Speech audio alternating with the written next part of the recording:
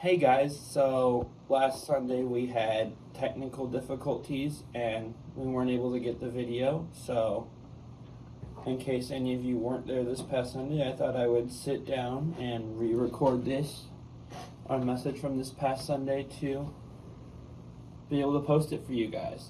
So, here we go. We are blessed to live in the country we live in. Don't get me wrong, it has its problems and flaws like any other country does.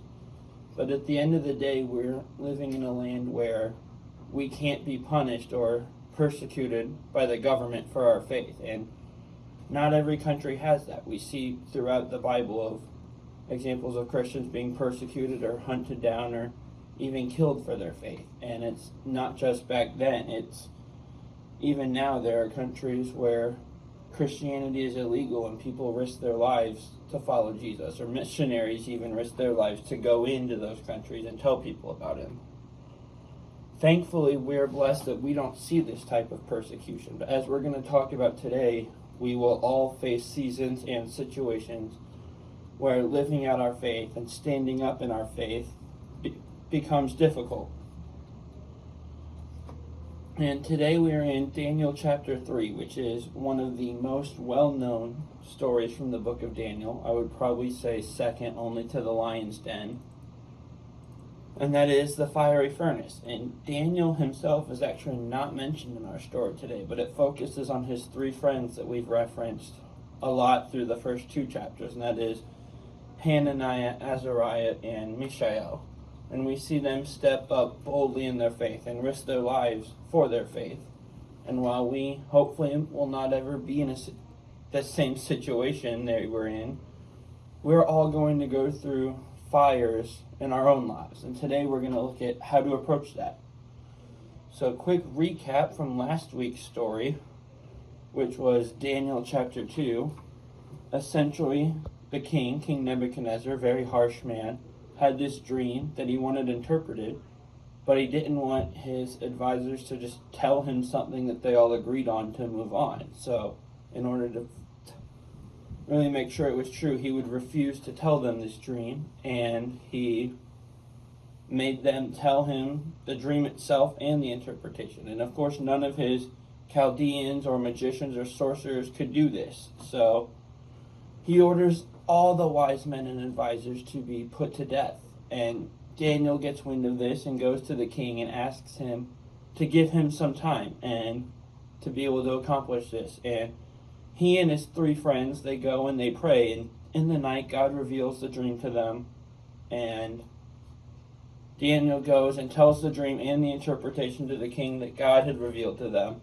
And all four of them get promoted and praise from the king. So it's thought that when that story took place, they were around the age of 18, and our story today takes place a little over a decade later, so they're probably around 30 at this point. So not only have they grown and matured, but as we're going to see, their faith has also. So at the beginning of our chapter this week, we start off with Nebuchadnezzar building a giant 90-foot tall gold statue of himself, and he in the plain of Dura in the province of Babylon, and he invites and assembles all his judges, advisors, governors, Chaldeans, anyone you can think of in his government to come to the dedication of this story. And in our first two stories, there was a point in the story where I said the phrase, "This is where things go sideways," and we hit that point a lot earlier this week because things are already about to go sideways. And at the dedication, a herald announces to the people that are there of all nations that whenever they hear the sound of a horn, flute, zither, I'm going to say that word is pronounced, lyre, harp, drum, or any other kind of music, they are required to fall face down and bow and worship this statue of the king. And anyone who doesn't will be thrown into a blazing furnace.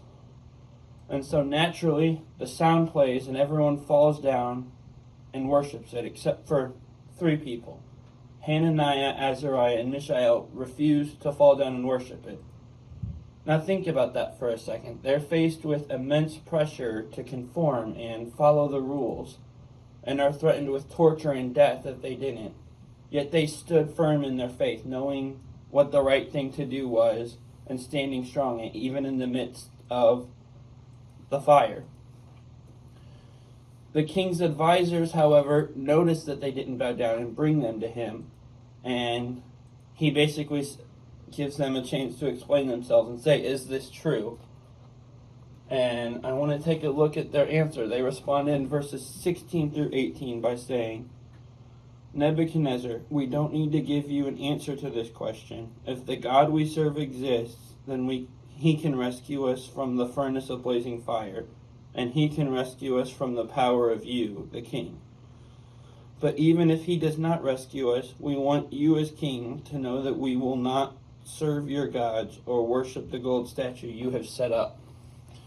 Now, the thing with this furnace was, well, before we get to that, as you can guess, Nebuchadnezzar and his harshness and just who he is, does not take this very well. It not only orders them to be thrown into the furnace, but orders that it be heated 7 times hotter than it normally is. Now, the thing with this furnace is it's not a typical furnace like you or I think of as a furnace today, like the machine that's in our house that heats our house. This takes up the space of an entire room and is beneath the floor of the room above it and is required to be consistently tended to and heated hot enough to heat the room above it, which the floor is made out of stone, which is thick and things don't pass through it well. So imagine how hot it already has to be maintain that heat, but also 7 times hotter now. So it's hot enough that the people that threw them into it burned to death just by being that close to it. And so they get bound up and they're thrown in the fire, and after a little while, the king gets up and asks his advisors, didn't we throw 3 men in there? And they confirm it to him. And in verse 25, he says, look, I see 4 men, not tied, walking around in the fire, unharmed, and the 4th looks like a son of the gods. So he calls for them to come out, and Hananiah, Azariah, and Mishael come out completely unharmed, not burned, not singed, not even smelling like fire or smoke. Think about that for a second. When we go to a campfire or a bonfire, it's about the time of year for that, the clothes we wore that night smell like campfire smoke for days after that. At least mine usually do. And they were inside this fire that was so hot that the people that threw them into it burned to death. And they didn't even smell like smoke. Even Nebuchadnezzar saw this, and he exclaims, Praise be to the God of Shadrach, Meshach, and Abednego, and issues a decree that whoever spoke anything offensive against their God would be torn limb from limb. We ourselves, we need to stay faithful in the fire. And there's a couple ways we're going to look at doing that today. But the first thing I want to touch on is don't wait for the fire. We need to be developing a relationship with Jesus and walking with him and chasing after him every day. We shouldn't be spending time in prayer only when we need it, only when the fires in our lives are arising. We shouldn't just call on him when life puts us through a fire. I'll put it this way. We should think of our relationship and our walk with Christ as more of like a map or GPS directions rather than a storm siren that only sounds off when it's needed. And so we need having a deep, consistent connection with him and being rooted in his presence helps us prepare for when the trials and the storms do come. Think about your car, for example. What would happen if you ignored all the smaller routine maintenance stuff and only got it worked on when something major goes wrong? Eventually those smaller things are going to catch up and you're going to be broken down on the side of the road. Then you're wishing you had taken better care of it, right? Our walk with Christ is the same way. If we only turn to him when something goes wrong, we're going to be stuck on the side of the road, unprepared. We need to be putting consistent development into that relationship with him to make sure it's strongly rooted. So I want to challenge you guys to do something this week. Schedule a specific time of day each day and spend time with God. Spend time in prayer and spend time reading something that brings you closer to Him, whether that be a book of the Bible or some sort of devotional book. We've been doing these Max Lucado videos or recordings for the Sunday school hour for a while. He has a ton of good books that would work for this. But schedule a specific time of day and be intentional about it, and deepen your relationship with God and the level and intentionality in your relationship with Him, and prepare for the fire. And it's going to make a world of difference when the storm or the fire does come, if you're prepared, versus if you're only calling on the Lord when you go through the fires and when you need Him. So we're going to prepare. We're going to be prepared for the fire. We also need to learn to stand strong in the fire. Because here's the thing, we're all going to go through tough seasons or fires in our life. It's more a matter of when and not a matter of if. And in the midst of those things, the pressure we're going to face will make it easy to fold. Think about our story. Hananiah, Azariah, and Mishael were the only three that didn't bow down. I guarantee you they weren't the only three in that crowd that had the faith that they did. A lot of Christians and, Jewish people fell and gave in to the pressure. But don't fall to the peer pressure or the fire. Stand strong in your faith and know that even though you're going through a fire, God is still with you in it all.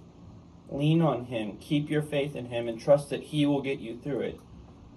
And remember that He walks through the storms and the fire in victory, not around them. He's right there with us. Think of it this way. When we're in the midst of fire, we have two options. We can be a thermostat or a thermometer. Now, both of those things have to do with the climate or the air around them. The difference is a thermometer reacts to what happens with the climate and just kind of reads a measure of it. And meanwhile, a thermostat you can use to turn the temperature up or down and control the climate. Choose to be steadfast in the Lord and remember that He's right there with us, and be a thermostat. Control and influence the world and the climate around you. Don't just react to the storm that's happening. Stand strong and take charge and be that thermostat, not the thermometer. And when we face fires in life, whether it's pressure, opposition, or trials, remember this story. Remember the fiery furnace and don't give in. When things seem unbearable, remind yourself that God is right in it with you till the end. So take time this week to pray. Ask God for the strength to stand firm against whatever fires you're facing or will be facing soon. And here's the other thing. He'll bring you out of it stronger. Your experience will be a chance for you to tell others. You can use your fire as a witness. And ask yourself this question. Are you someone who is bold for the Lord or shy about Him? The last point we're going to touch on today is keep the faith even if the fire hurts you. Now I'm going to go back and reread a verse I've already read, but I think it's my favorite verse in this chapter. It's verse 18. It says, "But even if He does not rescue us, we want you as king to know that we will not serve your gods or worship the gold statue you set up." There is a Christian band called Mercy Me that I've seen in concert enough times that I don't want to sit here and try to count them out in my head. So, a decent number. And they have a song based on this verse. It's literally called Even If. And so, it's one I've talked to you guys in sermons before about losing family members in March of 17 and March of 18. And because I listened to this song a lot in those seasons, and because of it, I kind of don't choose to listen to it unless it comes on at a radio or a concert anymore. But I do want to recite the lyrics to the chorus of that song for you guys, because it fits here really well. And it says, "I know you're able, and I know you can, save through the fire with your mighty hand. But even if you don't, my hope is you alone." I know the pain and I know the hurt would all go away if you just say the word, but even if you don't, my hope is you alone. And I love that song, and I love that message behind it, because the thing is people hear this story and they see that the three of them came out unscathed and unhurt, and that's just that people think that's how it's always going to happen, and it's not. The same way that the fire itself is a when and not if, I would go as far as to say that getting burned is also a when and not an if. But just because He's in the fire with us doesn't mean we're not going to get burned. And I want to emphasize that so it doesn't catch you guys off guard when it does happen. Sometimes the fires will burn us and bad things happen in life. We lose people, we get hurt physically and emotionally, etc. But the thing is, we need to be able to keep our faith and stay rooted in Jesus when we get burned. And that kind of is helped by what we talked about earlier of being consistent and preparing for it and having that consistent relationship with Him, so that when these moments come and we get burned, we're more equipped for when we need to stay faithful to Him and stay in His Word, because those are the moments we need Him more than ever. I'm reminded of a blacksmith, and what a blacksmith does is he takes a piece of metal and he first puts it through this really hot fire called a forge, where it's kind of more bendy, or I guess malleable is a word that sounds better. Whatever, it's flexible, essentially. And once it reaches that point, he uses his tools and uses a hammer to, let's not hit the Bible, keep hitting it until it's a sword or a tool or whatever he's making. But see, the fire of the forge and the pressure of being hit with the tools isn't pleasant for the metal, I would assume. But ultimately, at the end, it's more useful as a tool than it is as just some blob of metal. And the same way, God uses our fires in life as heat and hammering to shape us as tools for Him. And sometimes it may feel unbearable, but at the end we come out of it stronger and much better equipped to serve Him. So how do you react when you get burned? Do you get discouraged, pull away from God, whatever it may be? I've done all of those things myself. You're not alone. But for example, before I landed here, the job search process was long and tiring.